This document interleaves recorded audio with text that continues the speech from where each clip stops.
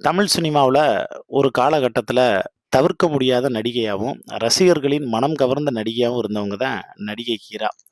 அந்த காலகட்டத்தில இதயம்னு வந்து ஒரு படம் வந்தது. எல்லாருக்குமே வந்து தெரிஞ்சிருக்கும். நெறைய எக்ஸாம்பிளுக்கு வந்து சொல்லும்போது, "ஏன்டா இதயம் படத்தில வர்ற முரளி மாரி இப்படி சைலன்ட்டாவே வந்து பார்த்தீன்னா இருக்க" அப்படின்லாம் வந்து கிண்டல் பண்ணுவாங்க. ஏன்னா, அப்ப இதயம்னு வந்து ஒரு படம் வந்துச்சு. அந்த படத்தில ஹீரோ வந்து முரளி. அதில ஹீரோயினா நடிச்சிருக்கவங்க தான் இந்த ஹீரா அப்படிங்கிறவங்க. படம் சூப்பர் டூப்பர் ஹிட்டுங்க. அந்த படத்துல எந்த ஆபாசமும் வந்திருக்காது. முழுக்க, முழுக்க ஒரு சைலன்ட்டான, ஒரு மென்மையான, ஒரு அழகான ஒரு காதல பத்தி பேசின வந்து ஒரு படம். படம் எல்லா இடத்துலயும் போய் வந்து பார்த்தோன்னா ரீச் ஆச்சு. இப்படியும் காதலிக்க முடியுமா? அப்படின்லாம் வந்து தோணுச்சு.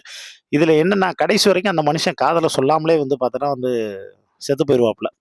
ஸோ அதுதான் அந்த படத்துல வந்து இருக்கக்கூடிய ஒரு ஃபீலிங்ஸு. என்னடா மனசுக்குள்ள இருக்கக்கூடிய ஆசைய கூட சொல்லாம இப்படி வந்து போயிட்டாரே! அப்படிங்கிற வலி எல்லாருக்குமே வந்து இருக்குங்க. அப்படிப்பட்ட நடிகை ஹீராவ நிஜ வாழ்க்கையில நம்ம தல அஜித் இருக்கார்ல, தல அஜித்த விரட்டி, விரட்டி காதலிக்கிறவங்க நெறைய பேர் இருப்பாங்க. ஏன்னா, அந்த மனுஷன் அழகன்.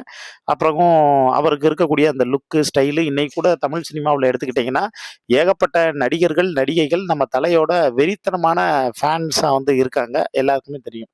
ஆனா, அந்த டைம்ல நம்ம தல அஜித் ரொம்ப வெறித்தனமான ஒரு ஃபேன்ஸா இருந்தது யாருக்கு அப்டின்னா, நடிகை ஹீராவுக்கு.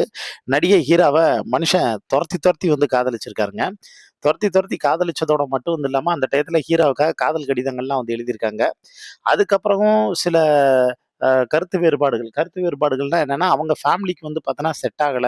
ஸோ அவங்க ஃபேமிலி கல்ச்சர் வேற அப்படிங்கிற சில பாயிண்ட் ஆஃப் வியூல வந்து போயிட்டு, இவங்களுக்கு அப்ப அந்த காதலுக்கு வந்து பார்த்தோன்னா சிக்னலே வந்து குடுக்கல. மேரேஜ் வரைக்கும் வந்து அது வந்து போவும் இல்ல.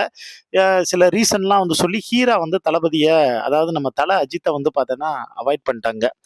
இது எல்லாமே ஒரு பக்கம் இருக்கக்கூடிய சூழ்நிலையில தான், அதுக்கப்புறம் வந்து பார்த்தீங்கன்னா, இவரு நம்ம நடிகர் சரத்குமார்.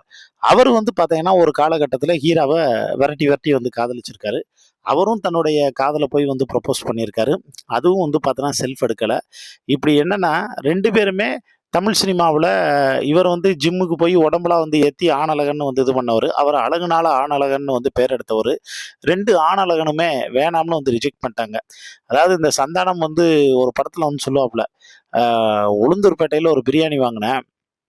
கடைசியா அத வந்து இங்க வந்து ஒரு நாய் சாப்பிட்டுச்சு அப்படிங்கிற மாரி, உளுந்தூர்பேட்டையில வாங்குன பிரியாணிய வந்து இங்க இருக்கக்கூடிய நாய் தான் வந்து சாப்பிடணும்னா, அத யாராலயும் வந்து மாத்த முடியாது அப்படின்னு ஒரு நக்கலா விமர்சனம்லாம் வந்து பார்த்தோன்னா, காமெடியா ஒரு டயலாக்லாம் வந்து பார்த்தோன்னா வந்து சொல்லியிருப்பாரு ஆக்சுவலா.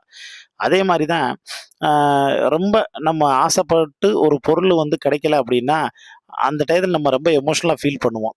ஆனா, லைஃப்ல ஆண்டவன் அத விட நமக்கு ரொம்ப பெஸ்ட்டா வேற ஒரு பொருள குடுத்துருப்பான்.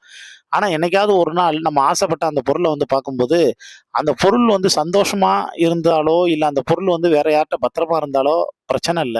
ஆனா, அதே பொருள் வந்து ஒண்ணுமே இல்லாம, ஒரு கீழயோ, இல்ல தூசி மாரியோ, இல்ல மத்தவங்களால வந்து ஒதுக்கப்பட்டோ, இல்ல பார்க்கறதுக்கு ரொம்ப பரிதாபமா இருந்துச்சுனாலோ, மனசு ரொம்ப வலிக்கும். ஆட்டோகிராஃப் படத்துல சேரன் லத்திகாவ உருகி, உருகி காதலிப்பாப்புல. அந்த சீன பார்த்து நம்ம எல்லாருமே கை தட்டினோம், விசில் அடிச்சோம், கொண்டாடினோம், என்ஜாய் பண்ணோம். ஆனா, அதே சேரனுக்கு கல்யாணம் நடக்கும்போது, அவர் லத்திகாவுக்கு பத்திரிக்கை குடுக்க போகும்போது தான் அந்த ஃப்ளாஷ்பேக் தெரிஞ்சு, அவங்க வந்து பார்த்தீங்கன்னா, ஹஸ்பண்ட் இல்லாம வந்து தனியா வந்து இருக்கக்கூடிய விஷயம் தெரிஞ்சோனே, நம்ம எல்லாருக்குமே ஒரு செகண்ட் ச்சே! அப்படிங்கிறது மாரி நம்ம மனசு வந்து உடைஞ்சு போயிருவோம். இங்கேயும் அப்படித்தான். இவங்கள்லாம் வந்து வேணாம்னு ரிஜெக்ட் பண்ண ஹீரா, சரி வாழ்க்கையில அத விட பெஸ்ட்டா வந்து ஒண்ண செலக்ட் பண்ணும்ல. அப்படி வந்து இல்லாம 2002ல இவங்களுக்கு டைவர்ஸ் ஆயிருக்கு. ஏன் அப்படின்னா, புஷ்கர் அப்படிங்கிறவங்கள வந்து காதலிச்சிருக்காங்க. புஷ்கர் அப்படிங்கிறவங்கள வந்து அ அதாவது புஷ்கர்ங்கிறவங்கள ஃபேமிலி வந்து சொல்லி, ஃபேமிலில நல்ல பையன் அப்படின்லாம் வந்து சொல்லி காதலிச்சிருக்காங்கிறத தாண்டி, அவங்க மேல வந்து ஒரு அபிப்பிராயமும், ஆசையும் வந்து பட்டுருக்காங்க ஹீரா.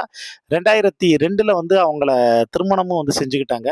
ஆனா திருமணம் செஞ்ச ஒரு 6 மாசம், 1 வருஷத்துக்குள்ள 2 பேத்துக்குள்ள கருத்து வேறுபாடு ஏற்பட்டு கம்ப்ளீட்டா வந்து பார்த்தோன்னா பிரிஞ்சு, அதுக்கப்புறமும் அ இந்த கல்யாண வாழ்க்கை எதுவுமே எனக்கு வந்து வேண்டாம் அப்படின்னு நடிகை ஹீரா முழுக்க, முழுக்க தனிமையில வந்து வாழ்ந்துட்டு வந்து வர்றாங்க.